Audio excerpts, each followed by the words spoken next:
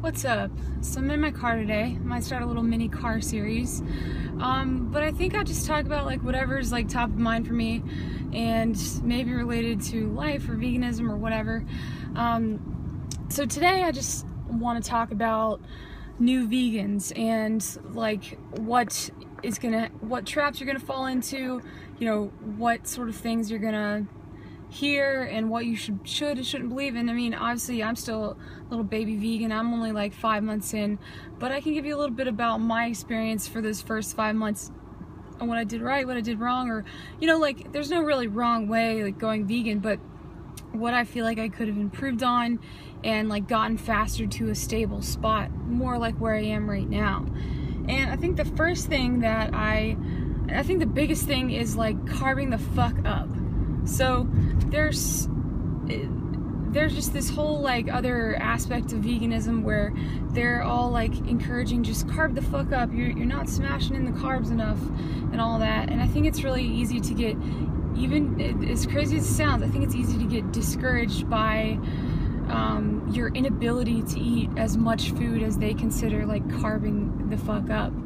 And it's not that you're like unable to, it's that it's not comfortable for you. And I did this at first and it was probably what I needed, but I was like eating a lot of bananas, nowhere near like 30 bananas a day or whatever, but I was eating a lot of bananas. I was eating a lot of, I went raw till 4 first, which I'll talk about in a second, but I was eating a lot of fruits as much as I could tolerate.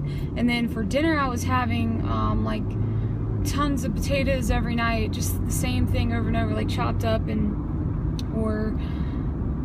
mostly just chopped up or like microwaved and stuff with like various seasonings. And I cut all salt out, so that was a hard adjustment. Like food didn't really taste that good to me at first. And then corn pasta, I would eat some of, but I didn't really like corn pasta, so I only like made myself eat that a couple times. So that's how I started out, and I started out on raw till 4, which, well, okay, let me just finish up the smashing in the calories part. So I was like smashing it in, and like for dinner and stuff, it was a completely reversal of like, oh, I'm eating too much versus now I'm like not eating enough. And my like biggest fear with that was like if I was gonna half-ass it and become like a fat vegan, apparently, because like if you don't eat enough, then you like get fat or something, I don't know. Or if you eat like way too much, you get fat. So it was like, where's this balance? And it's difficult to figure out like which people to follow in the vegan movement to like find what's right for you, which is why you kind of just have to take everyone with a grain of salt, I think. Because it definitely, like smashing the carbs like definitely works for some people, but like what you would consider smashing in the carbs, like for me to consider smashing in 2,000 calories a day was crazy, but to them, that's like a low carb day or low calorie day.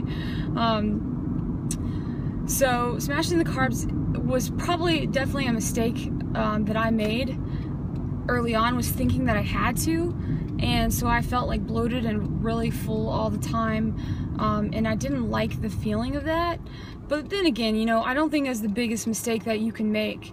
Eating lots of whole foods like vegan style, I just, you're gonna be okay. Like I'm okay, and you're not gonna like gain a ton of weight or anything, depending on your background. But like if you're coming from an eating disorder or whatever, but it's all gonna be weight that you need to gain anyways, and if you do gain it. So I mean, don't be afraid to. It's just like, if it's uncomfortable for you, like don't feel like you have to. And I felt like I had to for a while, but then I stopped, and I cut back mainly out of eating disorder tendencies, but I still did cut back, and I eventually found like a somewhat of a balance, and I'm still like searching for what that all looks like for me. But I also started out another like beginner, like rookie, not mistake, but just like something could be a mistake for you personally.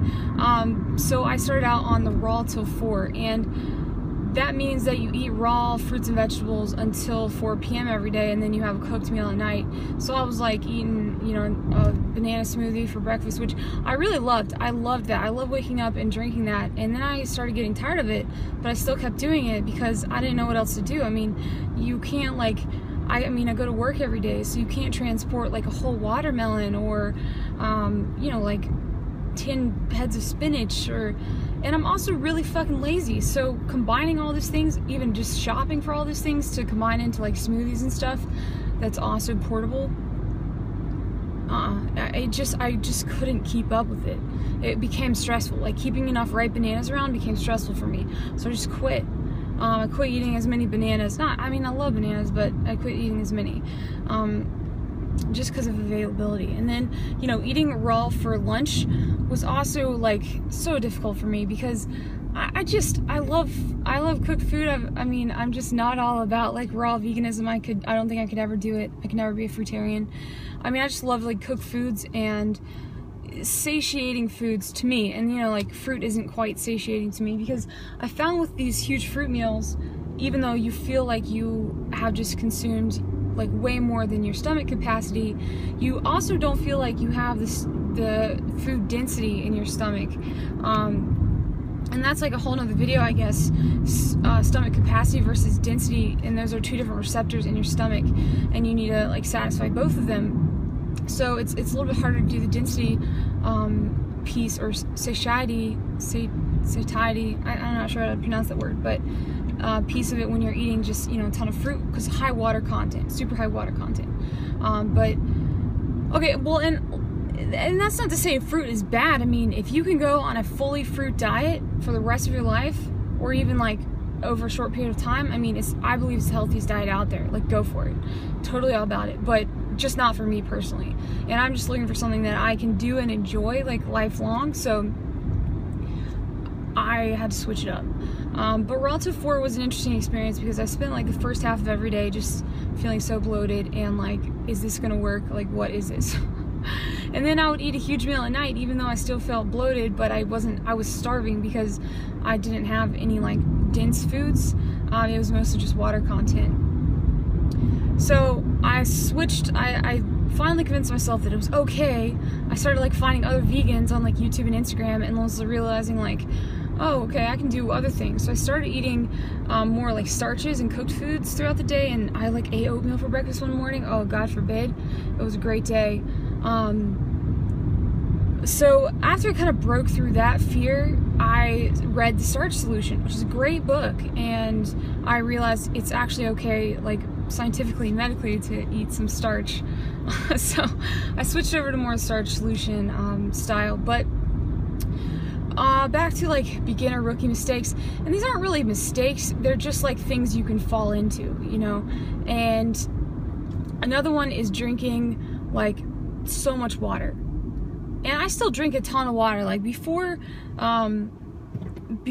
this year, before I went vegan, I drank about an 8-ounce glass of water every 2 days probably. Like, I didn't drink any water or really anything, because I would drink coffee for stimulants maybe, but I didn't really intake much liquid, so I was pretty much always like water depleted, and I don't really know how I survived, honestly. But so I started forcing myself to drink water, and I drank like a gallon at least a day, you know, 4 whole liters, got a huge water bottle. And I think it was definitely a huge shock for my body. And I was like, is this always going to be like this bad? I mean, just having to pee all the time. And fortunately, my body did adapt to it. And I think I built some good habits during that time, but it really was not all that great. Just, I felt stressed about not getting enough water because, you know, everyone was like, increase your water intake, blah, blah, blah, which is definitely great, but you can build it. You can build it, like, I'd say minimum 2 liters a day, but just build on that, you know? You don't have to go from an 8-ounce glass of water a day to a full gallon if it stresses you out. So I haven't really backed off that. I try to drink at least 3 to 4 liters of water a day, because it is very healthy, but I don't stress about it. Another thing I did right off the bat that, you know, I actually think this was a pitfall, like a negative thing for me, was I removed salt immediately. I dropped salt out of everything, and there's some crazy glare going on my phone, but my camera, but I don't know. I might have to cut out this part. Okay, I think I dropped the recording, but whatever. So back to the salt part of it. So I cut all the salt out of my diet, all the sodium out of my diet, and just like cold turkey, and food was like not as delicious, and I still forced myself to eat a lot of food, or as much as I could like stand, but I like used to look forward to meals, and I just stopped looking forward to it even though I was hungry, because there was no salt, there was no flavor, and I even used a lot of different like spices and stuff, which is great, but when you're used to like eating a normal amount of salt, like not watching your salt intake and then going down to 0, it's hard. And it's also kind of annoying if you're like shopping groceries with people. I mean, they're like, why are you sodium out of everything? It's like, alright, so I kicked that, you know, back up a little bit, and you know, fortunately though, after I'd removed all the salt and I put a little bit back in, everything just tasted amazing. So, you know, removing all salt isn't the worst thing in the world, but I would recommend reintroducing some salt back in, because you're going to want to eat salt like the rest of your life probably.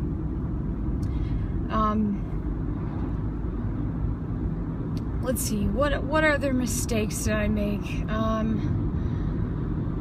I made a lot of, well, I guess another big mistake that I made was I wasn't prepared.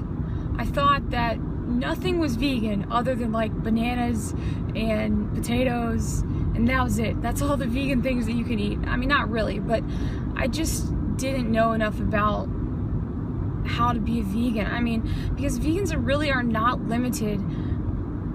I mean, you know, you can't eat meat and stuff, but you really can make anything, a vegan version of anything. Like, you can eat vegan burgers, you can eat pizza, you can eat, I mean, there's just so many things.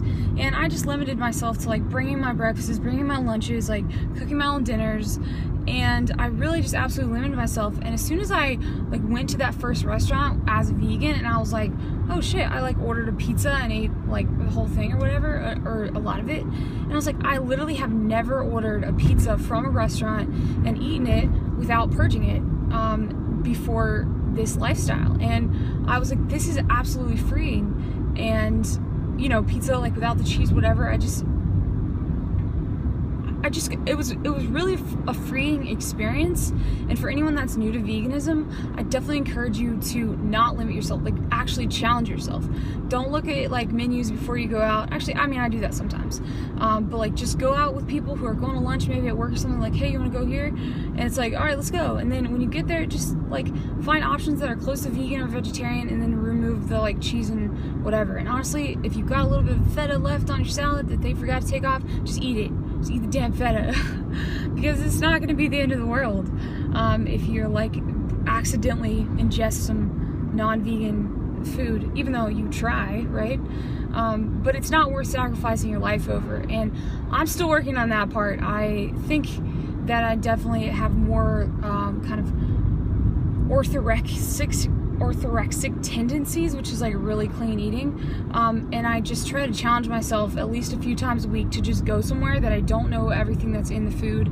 I mean, other than like I know it doesn't have dairy or meat in it, but I don't know what kind of oil, I don't know what kind of like spices and stuff, and that's just because I want to regain rather like a normal lifestyle. Because, you know, before going vegan, I mean, I would never eat a pizza, I would never eat pasta, I would never eat anything other, or I would never eat rice, I would never eat potatoes, I would never eat anything at a restaurant other than a salad, and I knew exactly what was on it, and I would just eat the salad, and everyone would make fun of me because I'd only eat part of it, and I would get really embarrassed because then I wouldn't eat it, but then I'd feel bad, and then I'd eat it, and then I'd go purge it because it was just not what I planned on as much as I planned on eating. So take all that confusedness right there, and now change it into what I'm doing now, where I try not to worry about what I'm doing regarding my diet, and, well, you know, other than being vegan. And that's really the only goal that I have,